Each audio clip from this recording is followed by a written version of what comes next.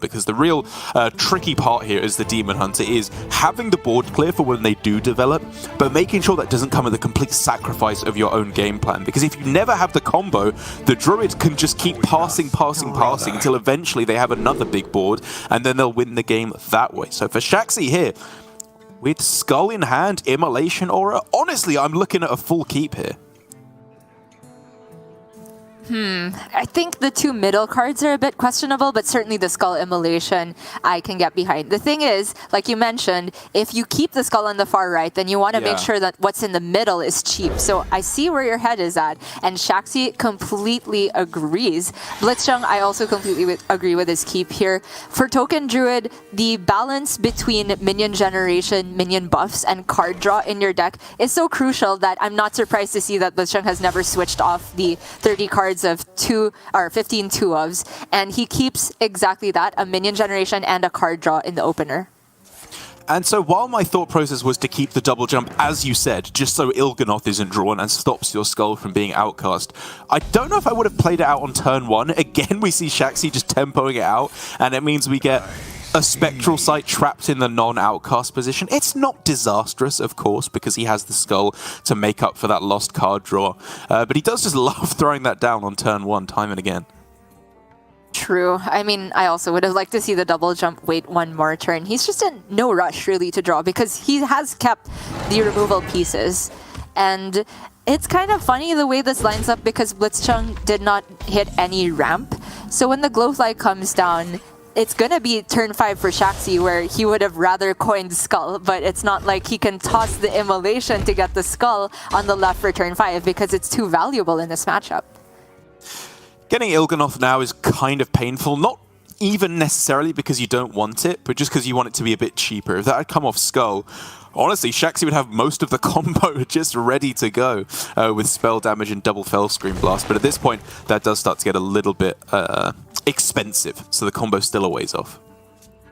Fungal for blitzchung here will take him to 10, but I think he very much went into this turn okay with that. He says that just a Glowfly, even for full board presence, is not enough because it's too weak against Immolation Aura. So he was trying to draw into Lightning Bloom, Innervate, that type of thing, so that he can immediately buff the Glowflies when they come down. The thing is, he hit Innervate and not Lightning Bloom, so it's going to be a while before he can actually get Glowfly plus Power of the Wild or plus Arbor up. Yeah, I think I'm fine with overdrawing here if I'm blitzchung. You can just go Glowfly next turn. If it's cleared, fine, you go Glowfly, Innovate, Power of the Wild the turn after. And that is obviously ignoring the fact that you could potentially find a Lightning Bloom on the turn after next, because obviously you're going to overdraw your next card to go with the Pride's Fury.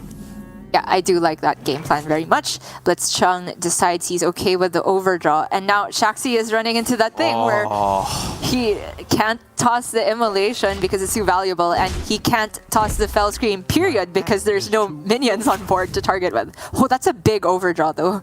That's a big deal. That's definitely one of the ones you did want to hit as blitzchung. And I do think it's correct for Shaxy to hold off on the Immolation, or absolutely. You just lose one turn of Skullage. I mean, that's a good draw, right? We just go clear the board, develop something again. The lone champion's looking a little bit more understandable when we see them outside the context of Rush Warrior. I keep thinking it's an outcast minion because Shaxy always top deck it when it's best, but it's not. The condition on this is obviously if it's the only minion on Shaxy's side of the board, and it is going to eat up a Lunar Eclipse here to just shave off the Divine Shield. But yes, this was absolutely blitzchung's plan. I think he accounted for the first board very likely getting cleaned up. Yeah, I like this a lot from blitzchung. It, of course, means that he has another very big board here. And because of that draw of Solar Eclipse off the top, he has strong follow-up as well. We're looking at just Solar Arbor up, or, I mean, who knows, maybe even Solar Thorn Growth into Power of the Wild. Plenty of options to be able to keep developing, even if this is cleared. And because he's threatening Solar Arbor up, that is giga lethal, and that means Shaxy has to respect at least some of this board. And this is the dilemma you were talking about, where can you force the Demon Hunter to use their combo pieces? Shaxy, I don't think, wants to use the second Fell Scream Blast because it's too good with the Il'gynoth to actually win him the game. But he is gonna do it. Damn. Going all in on it. And I think this is respectable. You can absolutely still win the game with just I-beams later on. It's more just about guaranteeing that you find the removal and don't die. But for blitzchung, even though it's not lethal right now, I'm pretty sure the Solar Arbor up is still extremely strong. He gets to value trade 2 minions. I think he does have to respect the spell damage, which has somehow been turned permanent on the Arcanist. I do get that wrong. But not from this interaction. Yeah. And then he gets to refill the board. Yeah, I guess they're thinking that you have to always remember Arbor Up is one of those very unique cards that functions as both buff and board development. And here, when he already has a decent-sized board, plus the gibberlings that he can get down, he's saying, I still have follow-up. This still puts a very big board presence online, and most importantly, this threatens lethal. If this isn't cleared, he still wins the game, and even if it is cleared, he then still has the follow-up. I actually think this is a very good optimization from blitzchung. I do think this is better as well. He puts more health on the board, which is really what he needs, right? He doesn't need the lethal right now. If he sticks 3 or 4 minions, the Solar plus Arbor up threatens the lethal anyway, so the immediate damage, he wouldn't have even been able to get it because he was going to trade. Selena? No. Okay. Yeah, that is a glide that would not have got you in top 5 moments, let me tell you. Yeah. The Selena was interesting, though, to be fair, because if you can snipe an Arbor up, you are suddenly giving yourself a lot more time. However, if the Selena were played that turn, it means he would not have mana for Skull, and I do agree in the end, there is no time to wait. And I believe Shaxy is now what we in the industry like to call mega dead. This is not something that you can get out of. Even if there wasn't Solar Eclipse Arbor up, it's still looking like a little bit too much to overcome. And it's just going to be dead next turn. blitzchung again, just drawing the goods. And I think optimizing it perfectly. He always had a strong plan A and a good backup plan, which is, I think I'm realizing, really the cornerstone of good Druid gameplay. Yep. And he just never committed to the board until he absolutely had to. Yep. He was fine overdrawing, and that's like, when you're starting out with Hearthstone, it feels like, oh, I'm gonna look so dumb if I overdraw on stream, but oftentimes it can just be correct here. And you're right, this I do count is mega dead.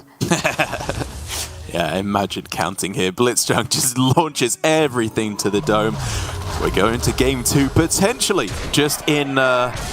would that be less than 2 hours we could get through today here for Asia Pacific? We could be crowning our champion. And I think, again, this is kind of the benefit of having this format, is that even if Shaxy does end up taking the loss here and finishing in 2nd place, he's still got to be really happy. You get 4 points instead of 5, which is a big difference, you know, when you get down to it. But it's a lot better than what they've been looking at in previous weeks. And for both of our players now, they can start crawling their way up the leaderboard and, again, setting their sights on qualification through to the playoffs rather than finishing in that bottom 4 and looking at potential relegation.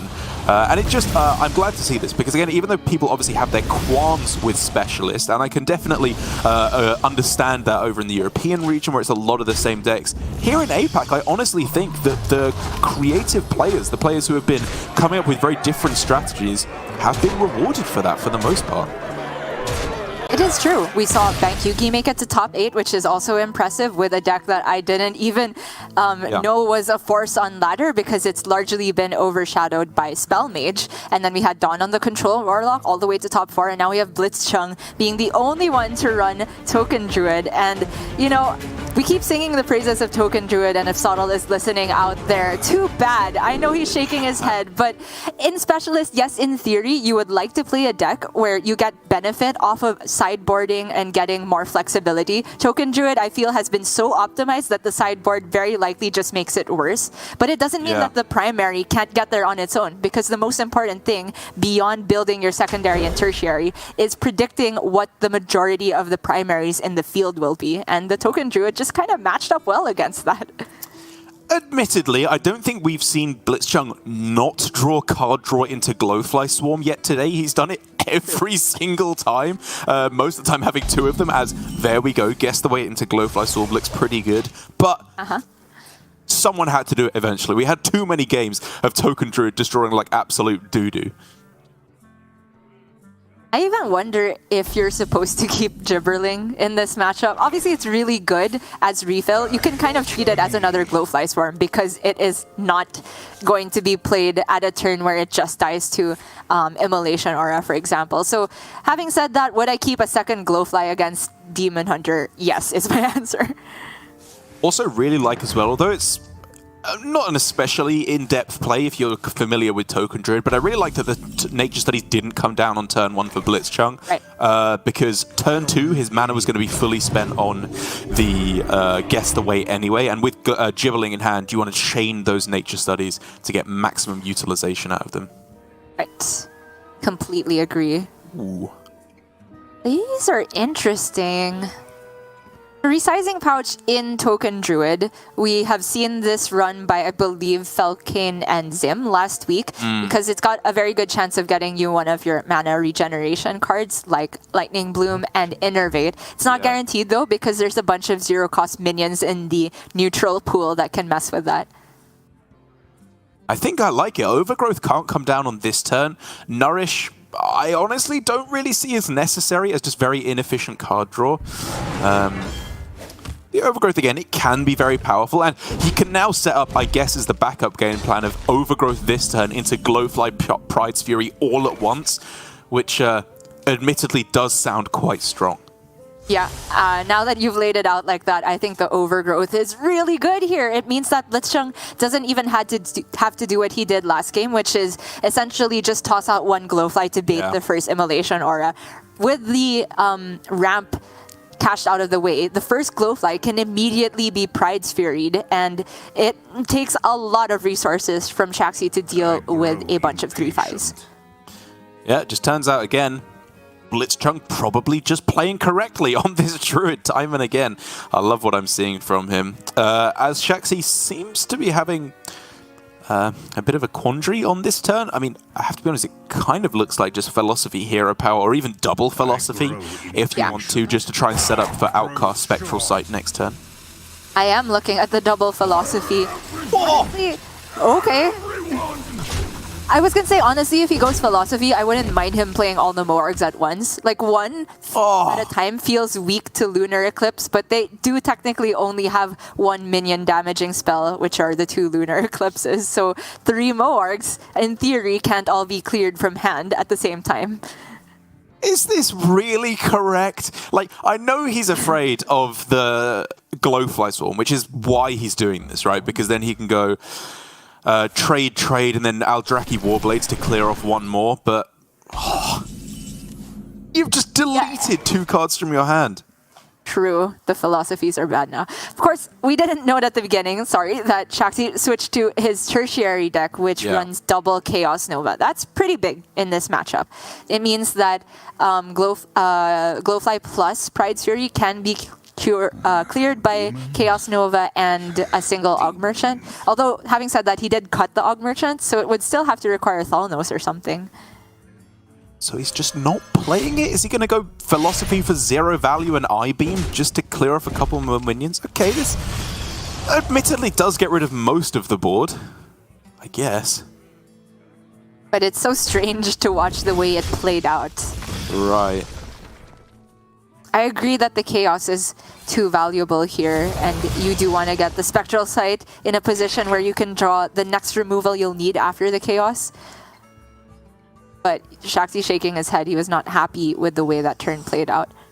And you can just go absolute monster mode here, right? For blitzchung, Gibberling, Bloom, Solar plus Pride's Fury, right, is absolutely illegal.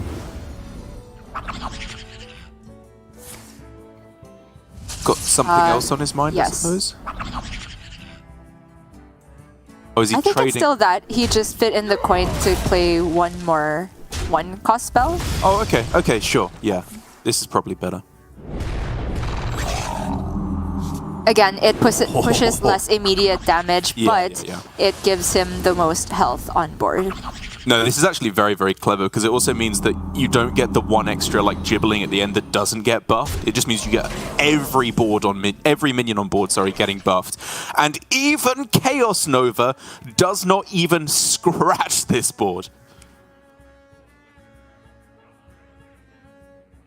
And not just Chaos Nova. I don't know what Shaxy can draw off of the Spectral Sight. Even if he gets exactly Talented Arcanist and Immolation Aura, that's just AoE. These are all at 7 and 1 at 9. What the heck? Blitzchung is just invincible. I think this is going to be the quickest day of GM that we have ever had here. This is just over. Yeah, I think Shaxy's best play is somewhere around here.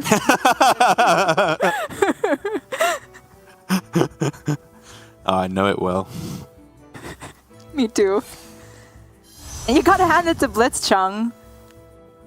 I didn't think that the last turn was Glowfly Swarm. I thought it was Overgrowth so that he could do this one turn earlier, but I think by going Glowfly Swarm, you kind of force them to use either Chaos Nova or Immolation Aura if they have it, and that lowers the odds of them having the only out against this board, which is Immolation Aura plus 2 sources of spell damage, and it's just not there.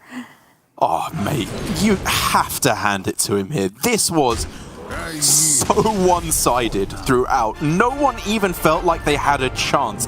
Blitzchung absolutely demolishing the competition to go through to being our Week 3 champion, and I think he deserves it. To be honest, we can say he didn't take advantage of the specialist format because he never switched to his secondary or tertiary, but in a way, he did take advantage of the specialist format because everyone else played a bunch of weird, wacky decks to try and predict and out-predict the meta. He said, no, trees go brr, and just brought Token Druid and destroyed his opponents. That was insane. I think Sottle called it over in the 8th pack region, a bunch of savages smacking each other in the head with logs. For the amount of Token Druid that is played here, that is not true this week. Blitzchung was the only savage here, and I mean that in the positive way. This was absolutely savage without the roar. The way he beat everybody without even making it look close. That is just what Token Druid does. The games don't often feel close. They either get there in a huge fashion with a wide margin, or they draw completely dead. Blitzchung mulligan in such a way that he minimized the chances of him having dead draws here. It was always